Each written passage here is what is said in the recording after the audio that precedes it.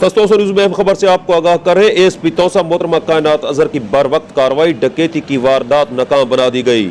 زرائع کے مطابق گھالی گیپ سے ٹریکٹر ٹرالی چھین کر فرار ہونے والے ڈاکوؤں کو اے ایس پی تونسہ نے بھاری نفری کے ہمراہ چھپری کے قریب روک لیا،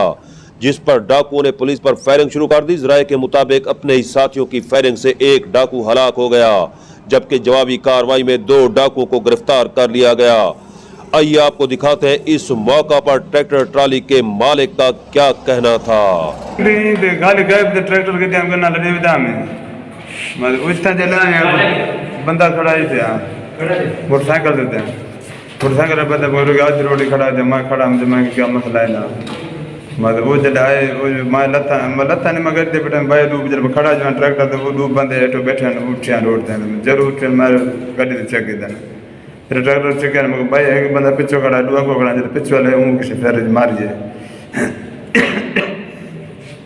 میں پھر مارے نے بیمار پہ وہ جگہ میں گھیر کو لمبے راڑ میں چلے راڑ میں بدھے نے بتا راڑے بدھے نے بعد ایک بندے کو بندہ وہ لے پہ جا تو جو ٹریکٹر چیک کرنے